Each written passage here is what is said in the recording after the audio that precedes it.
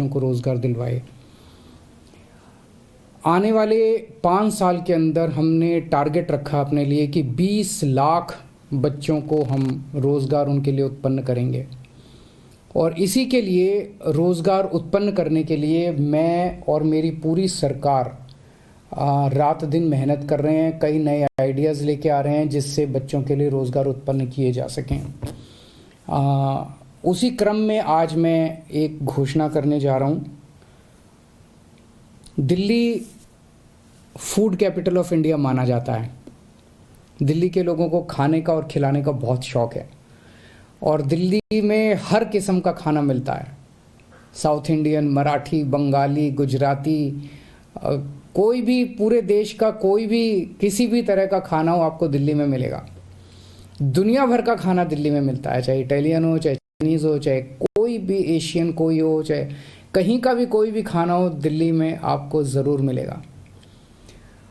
तो दिल्ली को एक फूड कैपिटल ऑफ इंडिया वैसे तो कहा जाता है, लेकिन इसको अच्छे तरीके से इसको आगे इस कॉन्सेप्ट को हम ले जाने का हमने प्लान बनाया है। दिल्ली के जितने फूड हब्स हैं उन फूड हब्स को डेवलप किया जाएगा। कोई ऐसा है जहाँ पे तिब्बतन खाना अच्छा मिलता है, कहीं ऐसा है जहाँ चाइनीज़ खाना अच्छा मिलता है, कहीं ऐसा है जहाँ पंजाबी खाना अच्छा मिलता है, कहीं ऐसा है जहाँ, और कई सारे ऐसे हैं जहाँ पे हर तरह का खाना मिलता है। फूड हब्स हैं दिल्ली के अंदर। इन फूड हब्स को डेवलप करने का हमारा प्लान है।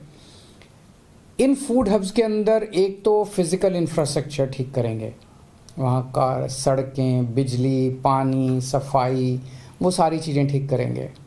दूसरा, उस फूड हब के अंदर फूड सेफ्टी का हम पूरा इंतजाम करेंगे ताकि जो फूड सेफ्टी और हाइजीन की जो गाइडलाइंस हैं उनको सभी लोग फॉलो करें। इसका सख्ती के साथ इम्प्लीमेंटेशन किया जाएगा। और तीसरा, उस फूड हब की फिर ब्रांडिंग की जाएगी। पूरे देश और पूरी दुनिया के अंदर उस फूड हब की ब्रांडिंग की जाएगी ताकि देश दुनिया से लोग उस फूड हब में आ सकें। हमें उम्मीद है कि इससे बहुत सारे रोज़गार उत्पन्न होंगे। शुरू में पायलट बेसिस पे हम 2 फूड हब्स को तैयार करने जा रहे हैं। फेज़ 1 में हमने इसके ऊपर बहुत रिसर्च की, बहुत सारी विज़िट्स हुई, पूरे दिल्ली के अंदर जगह जगह विज़िट्स हुई, रिसर्च हुई, कहाँ कितने लोग आते हैं, कितनी दुकानें हैं, कौन सा खाना कहाँ पे पसंद है। डिप्टी सीएम मनीष सिसोदिया जी ने काफ़ी मीटिंग्स की एसोसिएशंस के साथ, और उस सब के बाद ये 2 फूड हब्स पहले फेज़ के लिए आइडेंटिफाई किए गए हैं। मजनू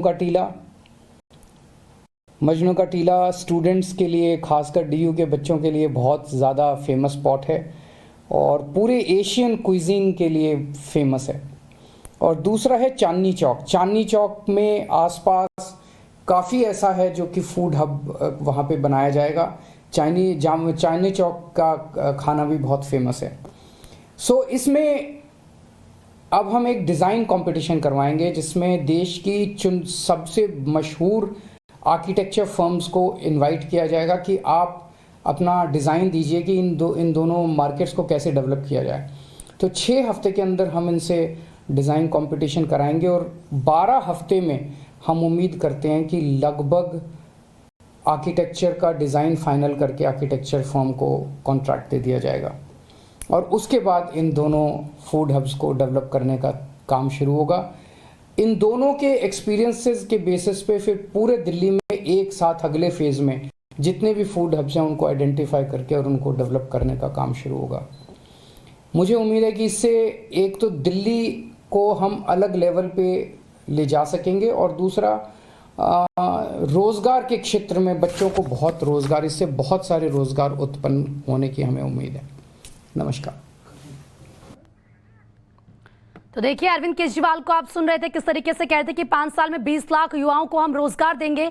इसके अलावा उन्होंने कहा कि किस तरीके से फूड हब को लेकर भी बाकायदा यहां पर नीति बनाई जा रही है। नए रोजगार के लिए अरविंद केजरीवाल का कहना है कि वो योजना तैयार कर रहे हैं, ज्यादा से ज्यादा रोजगार दिया जाए, युवाओं को नौकरी दी जाए और फूड हब को विकसित भी करेंगे। इसके लिए बाकायदा रिसर्च किया जा रहा है।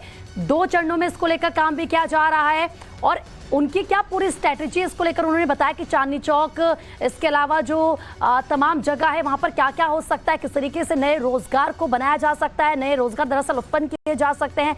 5 साल में 20 लाख युवाओं को रोजगार देना उनका टारगेट है, लेकिन फूड हब को उन्होंने अपनी ये पूरी बात रखी है।